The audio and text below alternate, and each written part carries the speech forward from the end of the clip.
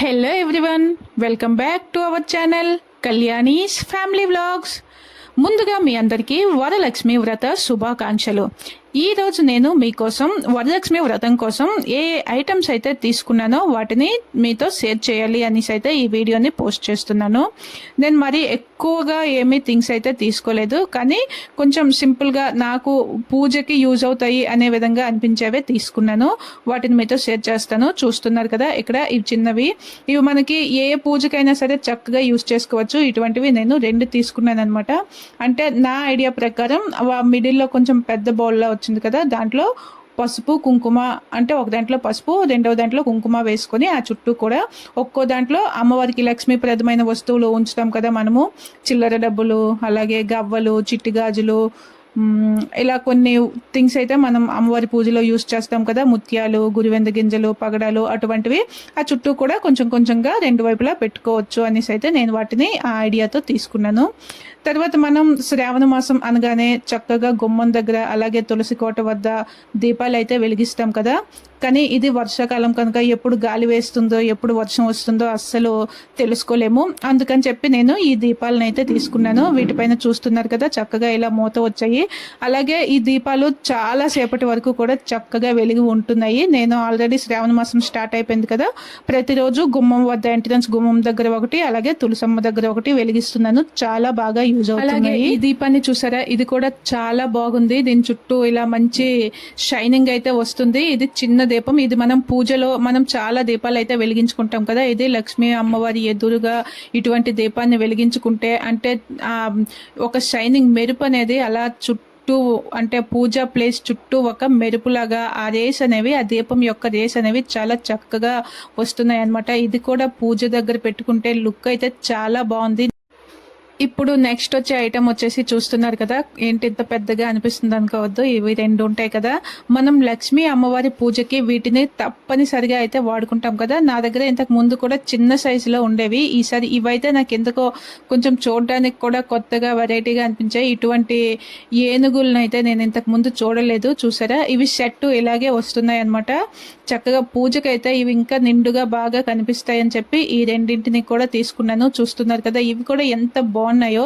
చివరిలో మీకు వీడియోని కూడా షేర్ చేస్తాను. ఇవి పూజ దగ్గర నా పక్కన అమ్మవారికి అలంకరించాను కదా, ఇది జస్ట్ వీడియో కోసం అయితే నేను అమ్మవారిని అలా అలంకరించాను. పూజని ఎలా చేసుకోవాలి, అమ్మవారిని ఎలా అలంకరించుకోవాలి, ఏమేమి కావాలి, అమ్మవారి అంటే వరలక్ష్మి వ్రతం చేసుకోవడానికి ఏమేమి కావాలి, ఇటువంటివన్నీ కూడా తెలియజేస్తూ మరొక వీడియోనైతే మీతో షేర్ చేస్తాను. దానిని కూడా తొందరలోనే మీ ముందుకు తీసుకువస్తాను. ఎలాగా మనకి వరలక్ష్మి వ్రతానికి చాలా టైం అయితే ఉంది కదా, అంటే ఒక 10 days టైం అయితే ఉంది కదా, ఈ 10 days లోగా మరొక వీడియోని కూడా మీకు అందిస్తాను.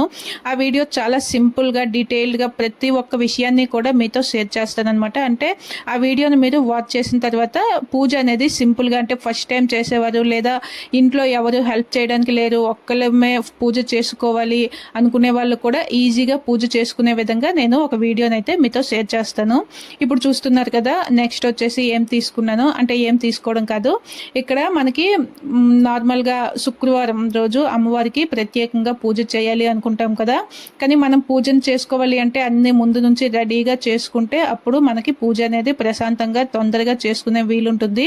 అందుకని చెప్పి ఇలా ఏదైనా ఒక పెద్ద సైజులో ఉండే బాక్స్ కానీ ఇంట్లో మీకు ఏది అవైలబుల్గా ఉంటే అది తీసుకొని మనకి శుక్రవారం అమ్మవారి లక్ష్మీ అమ్మవారి పూజకు అవసరమైన వస్తువులన్నింటినీ కూడా ఇలా ఒకే చోట అమర్చుకుంటే మనం పూజ చేసేటప్పుడు ఎటువంటి హడావిడి శాంతంగా శ్రద్ధతో పూజని చేసుకోవచ్చు. చూస్తున్నారు కదా, ఇక్కడ నేను పసుపు, కుంకుమ, అక్షంతలు, చిల్లర డబ్బులు, చిట్టి గాజులు, ముత్యాలు, అలాగే అమ్మవారి పూజకు జవ్వాది వాడతాం కదా ఆ డబ్బా, తర్వాత పచ్చకర్పూరము, ఇంకా చాలా ఉన్నాయన్నమాట.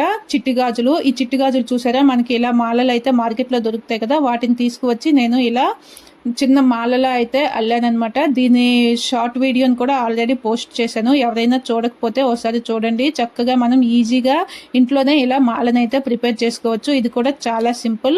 మనం నిత్యము అమ్మవారికి ఇటువంటి మాలను వేయకపోయినా కనీసం శ్రావణ మాసంలో అయినా సరే అమ్మవారికి ఇలా గాజుల మాల వేసుకుంటే చాలా మంగళప్రదంగా ఉంటుంది. చూడడానికి కూడా అమ్మవారు చాలా కలగా అనిపిస్తారు కదా ఈ మాసం అంతా.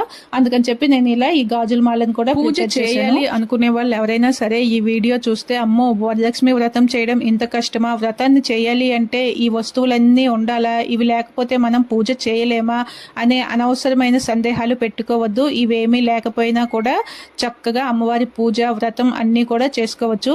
ఇవి ముందు నుంచి నా దగ్గర ఉన్నాయి, అంటే మంగళకర వస్తువులు ఇంట్లో పెట్టుకుంటాం కనుక ఇవి ఉన్నాయి అని మీకు చూపిస్తున్నాను అంతే. మీకు కూడా అంటే వీటిని తీసుకునే అవకాశం ఉంటే తప్పకుండా తీసుకోండి. ఇంటి కోసం మనం సామాన్లు ఎలా అయితే తీసుకుంటామో అంటే AC, TV, fridge, washing machine ఇటువంటివి, అలాగే పూజ కోసం ఇటువంటి థింగ్స్ని కూడా తీసుకుని ఉంచుకుంటే మంచిది అనే ఉద్దేశంతో నేనైతే తీసుకున్నాను. మీ అందరికీ తీసుకోమని అయితే చెప్పట్లేదు, కానీ ఇంతవరకు ఈ వీడియో మీ అందరికీ బాగా నచ్చింది, అలాగే ఉపయోగపడుతుంది అనిపిస్తే తప్పకుండా ఒక లైక్ చేయండి. అలాగే ఈ వీడియో పైన మీకున్న అభిప్రాయాన్ని లేదా ఏదైనా వస్తువు యొక్క లింక్స్ కానీ ఏమైనా కావాలి అనుకుంటే తప్పకుండా కామెంట్ చేయండి. మర్చిపోకుండా కళ్యాణీస్ ఫ్యామిలీ వ్లాగ్స్ ఛానల్ని ఇప్పుడే సబ్స్క్రైబ్ చేసుకోండి. అలాగే మీ ఫ్యామిలీ అండ్ ఫ్రెండ్స్కి ఈ వీడియోని షేర్ చేయండి. నెక్స్ట్ వీడియో కోసం వెయిట్ చేయండి. దానిలో కలశాన్ని ఎలా పెట్టుకోవాలి, అమ్మవారిని శారీ డ్రాపింగ్ ఎలా చేయాలి, ఈజీ మెథడ్స్ ఏంటి, కొన్ని టిప్స్ అండ్ ట్రిక్స్తో మరొక వీడియోని దీని తర్వాత వెంటనే పోస్ట్ చేస్తాను. So keep watching my channel. Thank you so much.